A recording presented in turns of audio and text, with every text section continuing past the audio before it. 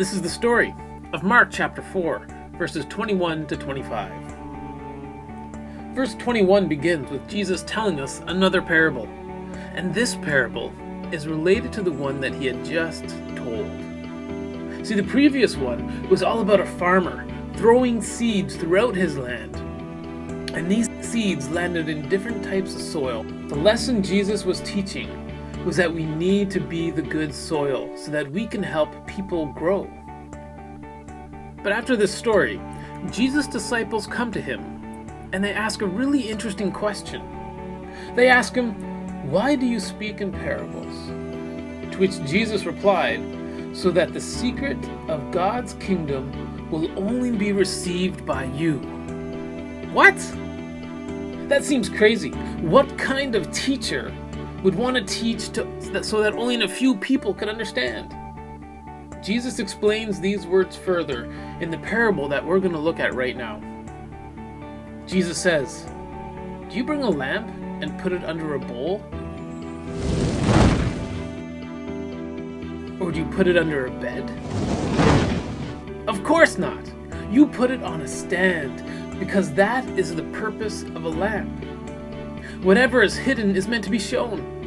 Consider carefully all that you hear. With the measure that you apply these words, you will be judged. Those who have a lot of stuff will be given even more." And this is the story of Mark. Wait a minute. That really doesn't make a whole lot of sense, does it? So let's try to slow down and we'll break this down a bit. What Jesus is saying is that if you really accept the word into your life, then you will automatically be producing a crop. If you don't apply these words that you have accepted, then you haven't really truly accepted them. You might think that you're good soil, but really, you are not where you think you are. Birds come and take the word from you.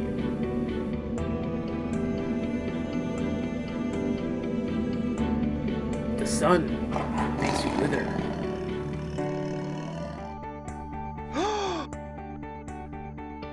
And weeds choke you. If you accept the truth, you will be doing whatever you can to make this world a better place, because you will be praying, "Your kingdom come and your will be done." If you understand the words of Jesus, but refuse to apply them, then your life will be judged by the words that you believe to be true. It would be better for you if you had never heard them in the first place. Let's look at the story of a man who heard the words of Jesus and who wanted to shine. This man lived 500 years ago in Germany. His name was Martin Luther. He was a monk, a priest, and a professor. Therefore, he studied the Bible a lot.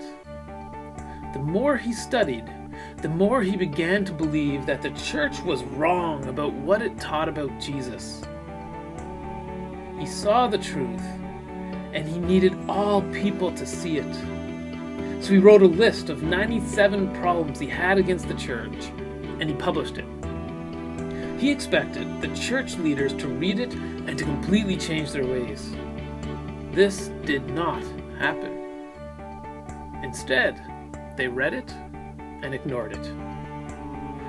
They saw without understanding, and they were unwilling to do the work that needed to be done so that they can come to the understanding of Jesus' words. Luther was pretty sad about this. He then wrote another list. He listed 95 problems he saw in how the church was acting. Instead of publishing his new list, he took it out into the public. On Halloween Day in 1517, Luther went out to a door. Now, Halloween wasn't celebrated 500 years ago, so Luther wasn't wearing a costume. Instead, he took his list and he nailed it to the door. See, he knew that if it was on this door, many people would come and read it. And this action changed the entire world. Our church only exists today because of what Luther was willing to do. So how do we respond when we see that this world is not right? What do we do when we see people being hurt? What do we do when we see people who have less than we have? Do we stand up for justice? Or do we cower in fear? Do we let our light shine, or do we hide the light, forgetting the purpose we have the lamp for in the first place? So let us shine always. And that's the story of Mark chapter 4, verses 21